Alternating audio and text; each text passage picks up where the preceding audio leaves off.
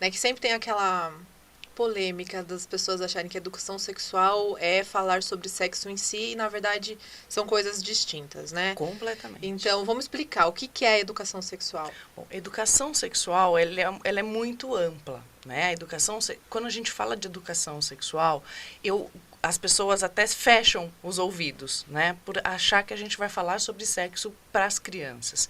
E é totalmente ao contrário. Eu vejo educação sexual como uma questão de saúde íntima. Então, quando eu tiro o nome sexual, as pessoas começam e passam a te olhar de uma maneira até diferente e querem te ouvir.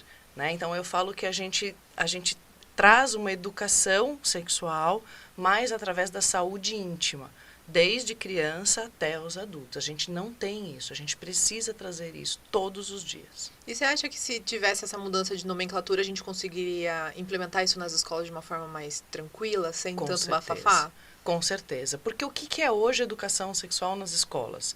Ensina como utilizar o preservativo externo, que é aquele preservativo masculino, que já estamos na nova nomenclatura, tá? Que é o preservativo comum, que a gente mais encontra, principalmente nos postos, né? E nas farmácias, é o mais corriqueiro. E as doenças, as ISTs, né? As doenças sexualmente transmissíveis. E, gente, não dá para ser só isso. Não dá, né? A gente tem que falar sobre sentimento, a gente tem que falar sobre emoção, a gente tem que falar sobre permissão, consentimento, sobre autoconhecimento. Então, tudo isso é uma educação sexual. O que tanto engloba, né, a educação sexual, né? Como você falou, não é falar somente de sexo, né? Não é muito mais amplo. Então, se a gente fosse dividir, quais são as coisas que a gente tem que entender antes de realmente chegar e falar de sexo?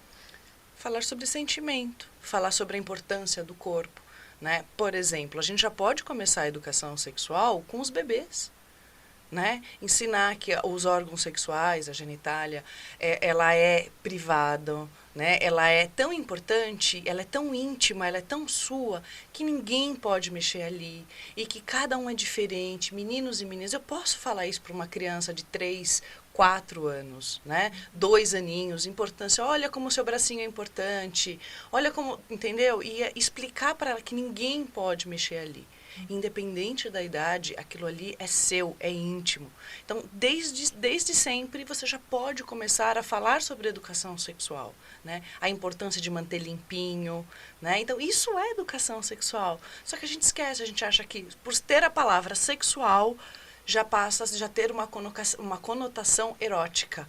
E não tem absolutamente nada a ver.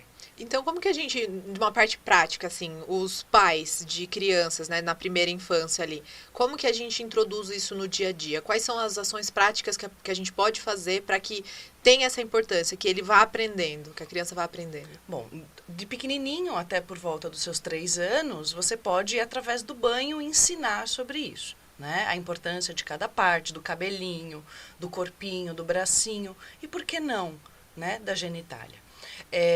Depois, quando a criança começa a crescer e começa a entender mais sobre o próprio corpo, né, ele vai ver que meninos e meninas já são diferentes. Então, explicar que meninas têm vulva, meninos têm pênis. Eu posso falar isso, porque a erotização está na cabeça do adulto, não está na Sim. cabeça da criança. E daí a explicação não, é que às vezes eu tenho a impressão de que as pessoas já querem explicar o processo inteiro. E não Não, precisa. não, Então, não ó, a precisa. periquitinha é desse jeito, o pipi é desse jeito. Pronto. Exato. Por exemplo, como eu expliquei para o meu filho mais novo a questão da genitália. O nome dele é Henrique e o apelido dele é Didi. Então, como que eu expliquei para ele? Que o pipi é apelido. Igual o Didi é para o Henrique, o pipi é exatamente o apelido do pênis. E todo mundo tem seu nome correto. Entende? Então, eu já começo a mostrar para a criança os nomes corretos. Por que isso é importante? Porque muitas vezes o próprio abusador, ele vem com os nomes infantilizados exatamente para a criança entender de uma maneira mais fácil, mais infantil, e para que muitas vezes ela permita esse acesso. Então, a gente tem que ensinar, sim, essa questão dos nomes corretos.